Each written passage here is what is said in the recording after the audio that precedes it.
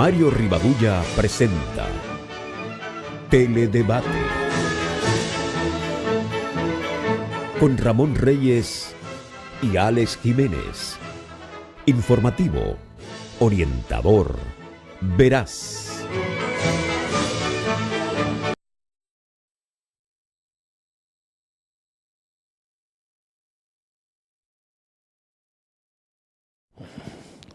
Muy buenas noches, sean todos bienvenidos a Teledebate en Noticias 16.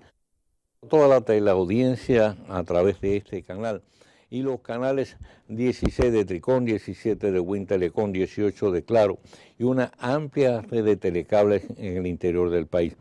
El pensamiento de hoy: cada vez que uno se ríe, añade un par de días a su vida. Hoy es 11 de diciembre del año 2017.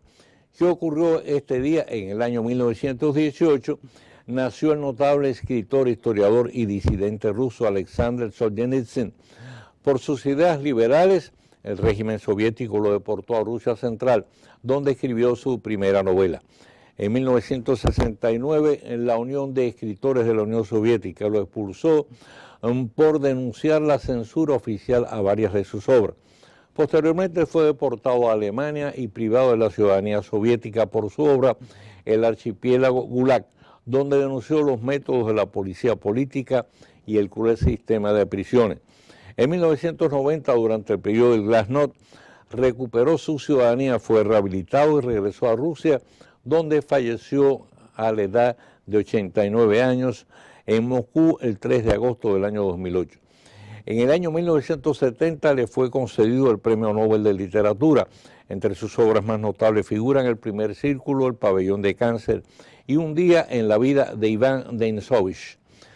En 1946 el millonario John D. Rockefeller cedió 6 manzanas de tierra en Nueva York para la construcción de la sede de las Naciones Unidas. Y en 1992 la Iglesia Anglicana permitió la ordenación sacerdotal de mujeres.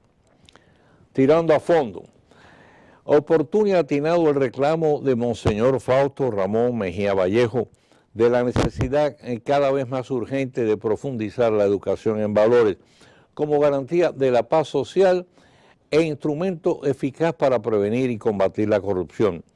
El pronunciamiento del obispo de San Francisco de Macorís fue hecho en el marco de la celebración del Día Internacional contra la Corrupción, donde exhortó a los funcionarios públicos a actuar con honradez y rectitud.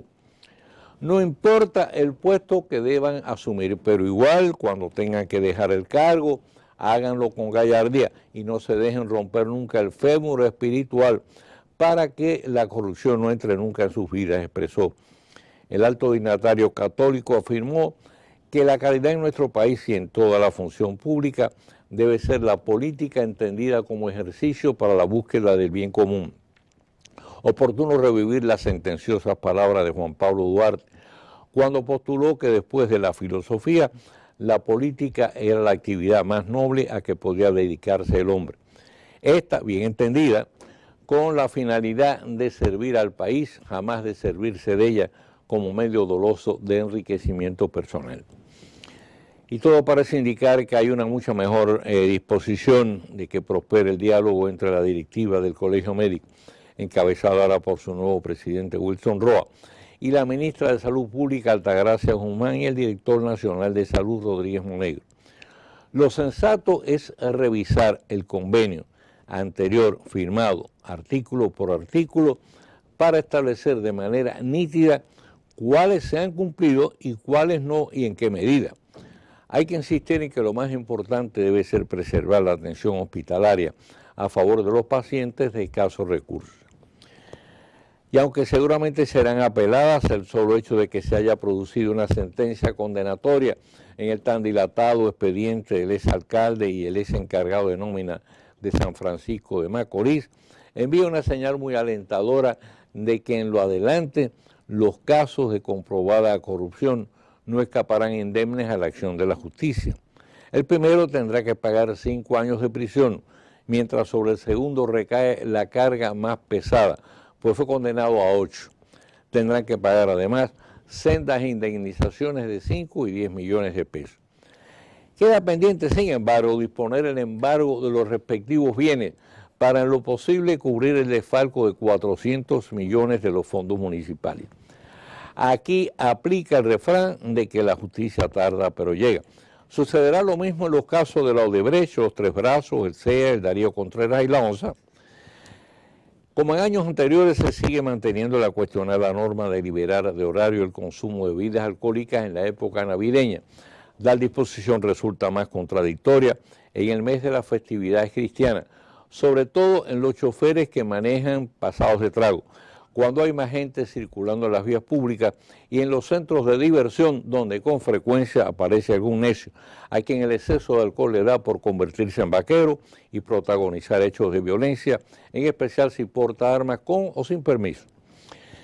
¿Y qué posibilidades hay ahora de que prospere el diálogo entre el gobierno y la oposición venezolana, que con tan buenos deseos de ayudar a buscar una salida democrática a la crisis ha promovido el gobierno dominicano, después que Maduro, amparándose en su arbitraria constituyente carente de toda legitimidad, ha dispuesto que los partidos que se abstuvieron de participar en las elecciones municipales no podrán hacerlo en las presidenciales? En ese caso, ¿para qué perder el tiempo y recursos convocándola cuando ya por falta de contendiente está garantizada la continuidad de Maduro en el poder? No perdió tiempo el director general de Impuestos Internos, Magín Díaz, en responder los fendos reportajes publicados en el Diario Libre sobre los impuestos dejados de pagar por Dream Casinos, alegando la prescripción. El funcionario no solo desmontó dicho alegato con sólidos argumentos legales, sino que da garantías de que se darán todos los pasos requeridos para cobrar la misma. De paso reitera que la evasión del ITEVIS y el impuesto sobre la renta superan el 40 y 50%, por lo que existe un campo amplio de acción para incrementar los ingresos del Estado sin apelar a nuevos impuestos. Y buen ejemplo de previsión de fondos el de los distritos municipales, la mayoría de los cuales están pagando la regalía sin apelar a préstamos con el Banco de Reserva. Qué contraste con la casi totalidad de los ayuntamientos que siempre se endeudan en diciembre por ese motivo. Vamos a hacer una pausa y cuando regresemos ya vamos a estar recibiendo en Teledebate a nuestro huésped de hoy.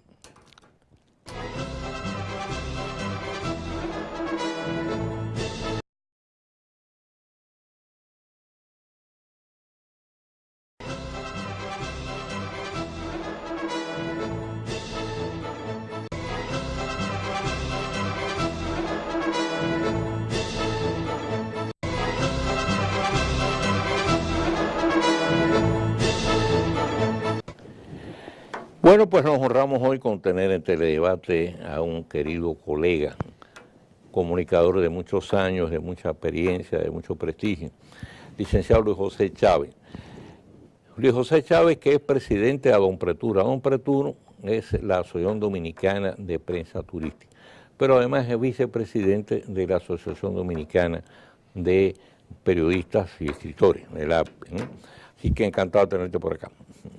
Gracias por la invitación. Mira, recientemente Luis José fue reelecto en la presidencia de Adonpretur. Hay mucha gente que dice, bueno, ¿qué es Adonpretur? ¿Cómo surgió Adonpretur?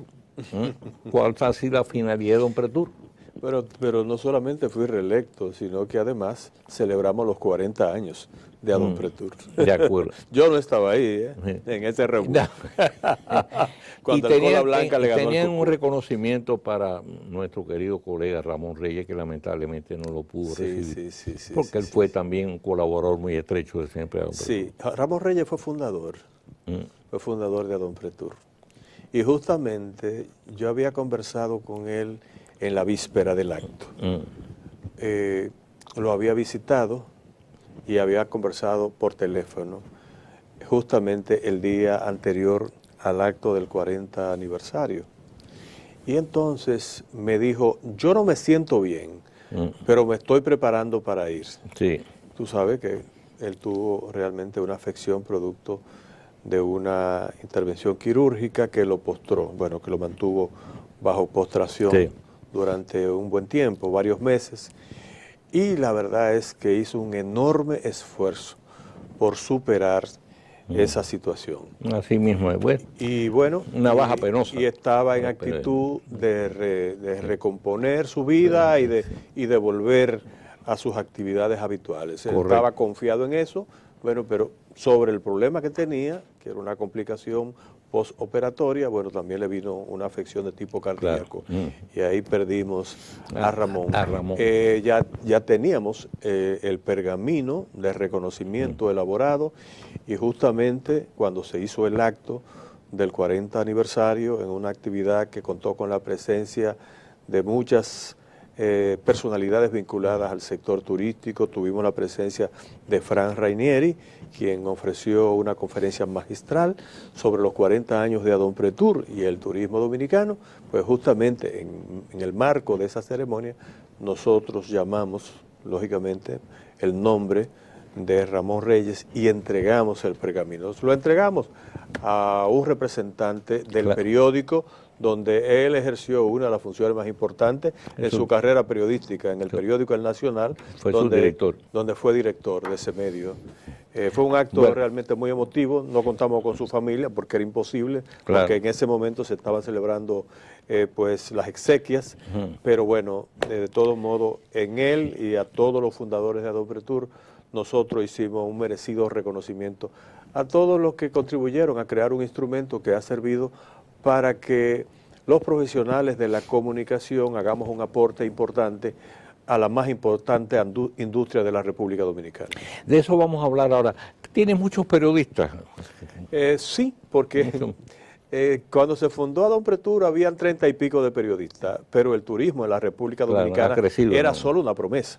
Claro. En el año 1977, el eslogan que identificaba la promoción turística dominicana en el exterior era el secreto mejor guardado del Caribe. ¿Tú te imaginas lo que significaba eso? Es decir, un secreto. Y es verdad que era un secreto. Era un secreto, ¿no? Era un sueño de Ángel Miolán y también de Elis Peri, que fueron dos pioneros en ese sentido, tuvieron mucha visión.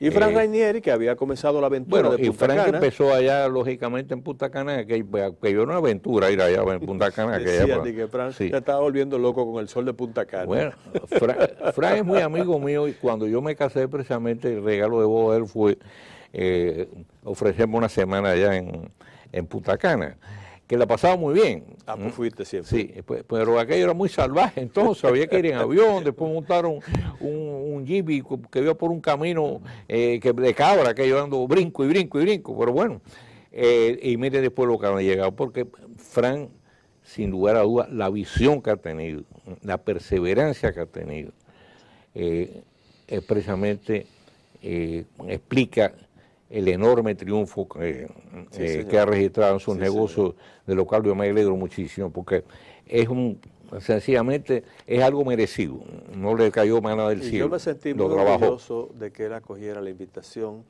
que le formuló Adonpretur para que él fuera el expositor central del acto del 40 aniversario, y lo hizo de manera magistral.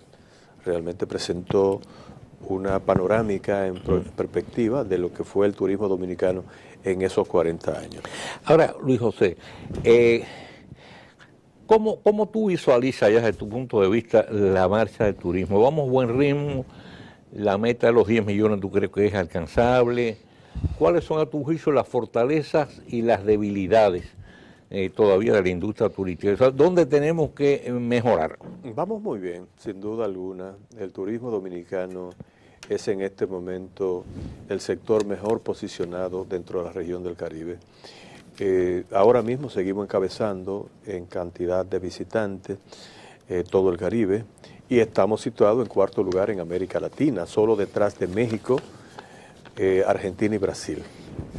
Que son unos gigantes. Y la sostenibilidad del crecimiento del flujo turístico de la República Dominicana es superior a México, Argentina y Brasil. Supera el promedio continental, tengo entendido. Sí, supera el promedio continental y es uno de los más altos en el mundo. Y de manera sostenida, porque a veces, por diferentes coyunturas, se dan situaciones que favorecen un determinado destino. Por ejemplo, a Cuba lo favoreció el hecho de la apertura. Claro.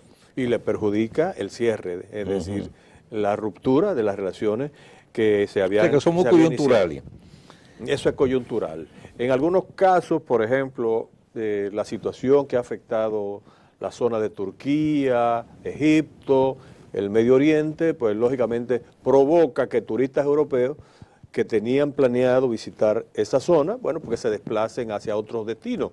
Y la República Dominicana, que ya está identificado como uno de los destinos turísticos más emblemáticos del continente americano, pues naturalmente siempre se beneficia. Y nosotros desde el año prácticamente 2012 mantenemos una tasa de crecimiento sumamente alta, en una situación que prácticamente nos ha convertido en el destino turístico de crecimiento más sostenido y más alto y más elevado en toda la región. Y se mantiene. Ahora me hablaba de fortalezas, me hablaba de debilidades. Bueno, pues ahora con la operación, con la habilitación del puerto de cruceros de Puerto Plata, ese segmento del turismo se ha disparado de una manera increíble. Puerto Plata ya solo en este año ya apunta a tener 1 millón de turistas de cruceros.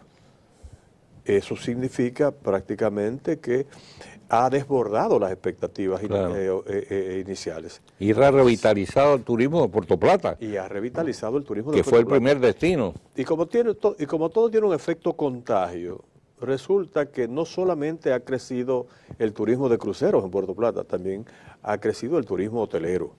Y se han producido nuevas inversiones. Es más, Puerto Plata en este momento es el destino del país de mayor crecimiento. No quiere decir que se puede comparar con Punta Cana, claro, que recibe alrededor del 66% de los turistas que llegan al país por vía aérea. El aeropuerto de Punta Cana, como tú sabrás, que recibe multiplica por mucho el resto de los aeropuertos de la República Dominicana, pero la tasa de crecimiento de Puerto Plata es verdaderamente impresionante. Y lo más importante, se están dando condiciones, diría yo, estructurales en la zona, en la provincia, que ayudan a que eso pueda ser realmente sostenible, contrario a lo que pasó en el pasado, que en Puerto Plata, que se convirtió en el más importante destino turístico de masas de la República Dominicana, a través de aquel proyecto de Infratur promovido por los gobiernos del doctor Joaquín Balaguer, se durmieron en los laureles, los puertoplateños, y creían que se iba a durar para toda la vida y comenzaron a pelearse. Fue el primer polo turístico. Y comenzaron a pelearse y a descuidarse. La lección fue aprendida. Tú recordarás la cantidad de escándalos que surgían en Puerto Plata relacionados con disputas entre transportistas que entendían que los turistas eran como una propiedad particular, que si el turista llegaba a Haven o llegaba a Playa Dorada o llegaba a tal o cual hotel, ese le correspondía, pero otro entendía que no. Sí. Óyeme, todo eso fue realmente generando un expediente negativo que lógicamente terminó explotando. ¿Y qué tú crees del potencial del sur? Bueno, el sur lo tiene todo, El sur lo tiene todo. Ya ha iniciado un tímido desarrollo turístico a través del proyecto de Punta Arenas, precisamente auspiciado, promovido, impulsado por Fran Ranieri. Correcto. Eso fue un proyecto en el que él se involucró a solicitud, tengo entendido, del presidente de la República, que entendía que su experiencia podría servir para sembrar la base del desarrollo del turismo en esa zona. Y no solamente Punta Arenas, porque hace 2 o 3 años nadie hablaba de Punta Arenas. Ahí está Salinas, por ejemplo, es decir, y hay Tanizao, es decir, ahí hay muchas condiciones, solo en el llamado sur corto. Pero un poquito más adelante está Asua, no solamente por ser una zona de playa tradicional a través de Monterrío, sino también porque tiene una playa de tanta calidad que compite con la calidad de Bayahíbe, de Punta Cana y de la costa norte, de Samaná, por ejemplo, que es Caobita. Un proyecto, pero una cosa hermosa. Y justamente ya se está trabajando en la habilitación de una vía de acceso a esa zona. Y tengo entendido, según informaciones ahí, sobre eso no se ha hecho mucha bulla. Me imagino que quienes están metidos ahí no quieren que mucha gente se entere. Sí. Pero yo que estoy informado puedo decir que Caobita será uno de los destinos importantes, más importantes de la República Dominicana en en los próximos 2 o 3 años. Ojo, con Caovita en la comunidad de Barrera, provincia de Azua. Y después viene Pedernales. Óigame, ¿cuánto tiempo van a anunciar los voceros del gobierno que llegó la hora del sur o que llegó la hora de Pedernales? Ya es hora de que realmente se detenga el reloj en un punto específico de la esfera y que no sigamos anunciando que llegó la hora de Pedernales. Sí. Yo quiero hacerle ese llamado al presidente de la República, que evidentemente tiene un compromiso, lo hizo en su campaña, lo manifestó en su campaña y lo ha hecho en otras ocasiones, inclusive hizo un acto bastante formal en el propio Palacio Nacional para anunciar un proyecto importante mediante el esquema de fideicomiso para explotar el turismo de Pedernales. Pero ahí está todavía, no está pasando nada en Pedernales. Se está habilitando, se está remozando, se está ampliando. No el pasa aeropuerto. No pasa a los medios de comunicación. No está pasando de los medios de comunicación. Por suerte, se está en la comunidad de Pedernales, se está empoderando. Nosotros creamos la filial de Adonpretur y ha sido un factor importante porque, como tú sabrás, y lo sabes mejor que nadie, los periodistas son el sector profesional mejor conectado con la sociedad. Claro. Y lo digo con la sociedad en su sentido más amplio.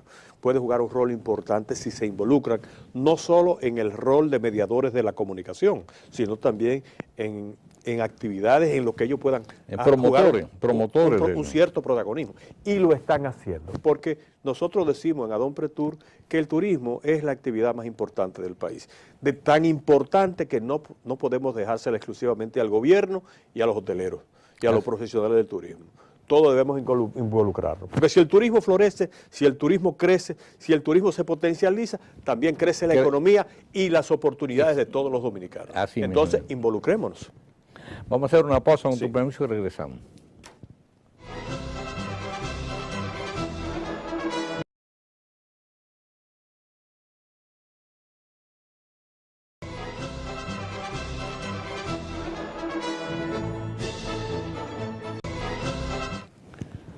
Bien, Luis José, aparte de tus actividades como presidente de Adonpretur y vicepresidente de Acción Dominicana de Periodistas y Escritores, tú has sido siempre un comunicador, es decir, has estado siempre al tanto de todo el desenvolvimiento, el desarrollo del país. En sentido general, ahora, ¿cómo tú visualizas la situación general del país rápidamente desde el punto de vista económico, desde el punto de vista político, desde el punto de vista social? El país va bien, el país marcha bien. La economía evidentemente está situado en un cauce de crecimiento sostenido. No digo sostenible, sino sostenido. Claro. Cuando tú examinas el comportamiento de las cifras del crecimiento en los últimos tantos años, te das cuenta realmente que vamos bien. Ahora mi pregunta es, ¿pero realmente ese crecimiento que hemos alcanzado en los últimos tantos años garantiza su sostenibilidad en el tiempo? Y uno dice, bueno, se están adoptando las medidas para asegurar que sea así, para que no dependa solo de los recursos que nos llegan por vía del endeudamiento, por vía de la inversión extranjera, que siempre será bueno.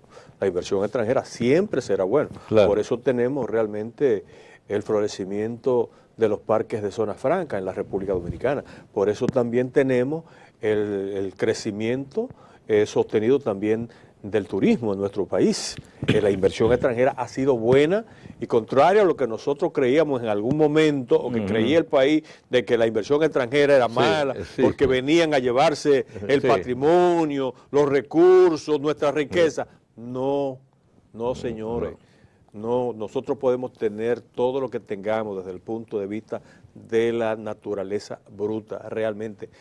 Tenemos que convertir nuestra riqueza potencial, nuestra riqueza expresada en la naturaleza, en riqueza elaborada, que es lo que justamente produce mano de obra, es lo que produce empleo y es lo que produce realmente riqueza compartida para todo. Y en eso no podemos perdernos.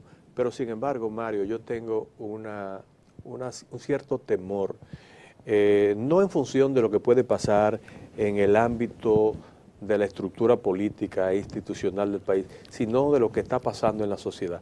Nosotros tenemos la tendencia, y te lo comentaba fuera de cámara hace un rato, a buscar soluciones individuales para todos los problemas que nos afectan a todos. Y eso es un gravísimo error. Eso no puede conducirnos de manera correcta a generar soluciones para todo. Todo lo contrario.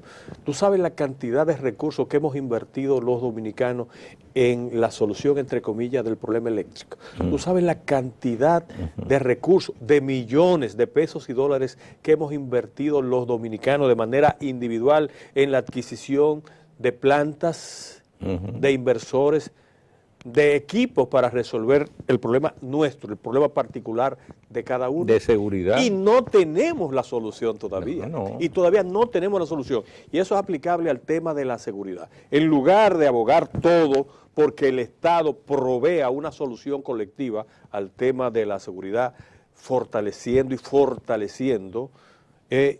y lógicamente profesionalizando los organismos responsables de esa seguridad, cada quien lo que hace es que sube la verja, o se muda, o contrata a un guachimán, si puede, ¿tú entiendes?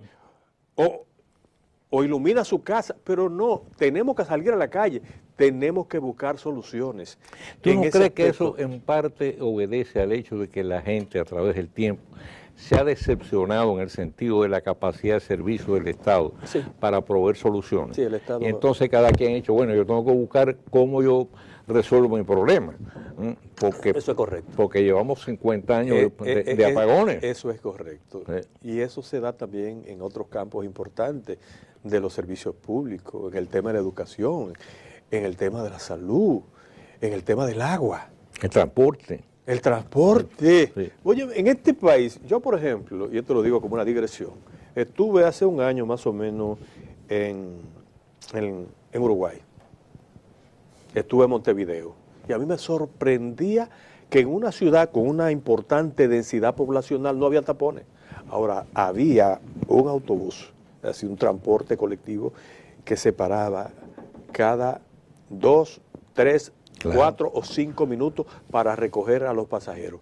Y en lugares específicos. Y yo me daba cuenta que la mayoría de los periodistas, yo fui a una actividad del Fórum Iberoamericano de Periodistas de Turismo, donde yo ahora soy vicepresidente, y yo me daba cuenta que la mayoría de los periodistas profesionales de Uruguay caminaban y se desplazaban en el transporte público. Aquí nosotros, para nosotros eso es impensable, no solamente para nosotros en términos como cabeza de familia, sino que tenemos que pensar en la solución de transporte para nuestros hijos, por un tema también de seguridad. ¿Cómo permitimos que nuestras hijas principalmente vayan a la universidad en el transporte público con tantas historias que se conocen cotidianamente? En los conchos, ¿tú te imaginas esos carros Nosotros no hemos podido resolver el problema del concho que está asociado al concepto de concho primo. Es decir, de fines de la década, del fines del siglo del siglo XIX y principios del siglo XX. Estamos todavía bregando con modelos aplicables a los 2 siglos pasados, cuando en la mayoría de los países del mundo se han implementado soluciones. Y hemos hecho una gran inversión, pretendidamente con la intención de resolver el problema del transporte en el Gran Santo Domingo, en el Distrito Nacional y en la provincia de Santo Domingo, pero no estamos caminando bien todavía, y hay un proyecto interesante, que es el Intran, el Instituto de Tránsito. Sí, vamos a ver. ¿No, verdad? Que puede ser, pero se necesita la voluntad política del Estado, no solo para proveer ni para hacer las inversiones, sino también para organizar, para aplicar las leyes. Todavía aquí el transporte público no es capaz de detenerse en una parada a recoger un pasajero. Tú ves una guagua peleando con otra para quitarse un pasajero. En el próximo punto. Porque hay un desorden enorme en este esa parte nosotros tenemos que abordarla muy seriamente. Luis José, muchísimas gracias por haber estado con nosotros. Como siempre, tus opiniones son muy interesantes, muy valiosas, muy atinadas, propias de un periodista de tu experiencia y tu calidad. Así que te agradezco mucho haber estado en Teledebate y nada, pues cuenta con nosotros en la mayor medida posible para prestarle toda la asistencia necesaria a Don Pretur en este caso y en el sentido general a la industria turística a la que siempre hemos sido nosotros un abanderado. Te tomo la palabra. Encantado. Ya tú sabes, esto es tuyo. Señores, hacemos una pausa y volvemos con el tiro rápido de este día.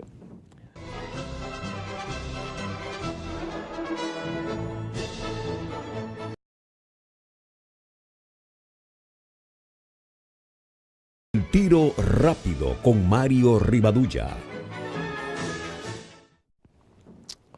Este fue el trágico balance del pasado fin de semana. Un padre dio muerte a uno de sus hijos.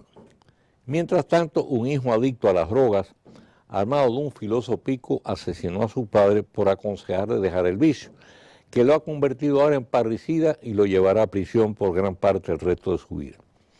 Y un hermano incurrió en fratricidio al dar muerte a otro hermano al salir en defensa de su madre, quien estaba siendo agredida por él. Seguimos. En Navarrete, una mujer de 35 años, madre de 2 hijos de 6 y 16 respectivamente, y con un embarazo de 3 meses, fue ultimada de un mortal disparo por su esposo, convirtiéndose así en la víctima del feminicidio número 48, registrado oficialmente este año en la región del Cibao. En Sabana Perdida, un hombre de 32 años fue a buscar a su menor hijo de apenas 3 a casa de la madre de quien estaba separado. Lo llevó a un lugar solitario y luego de darle muerte de un balazo se quitó la vida de igual forma.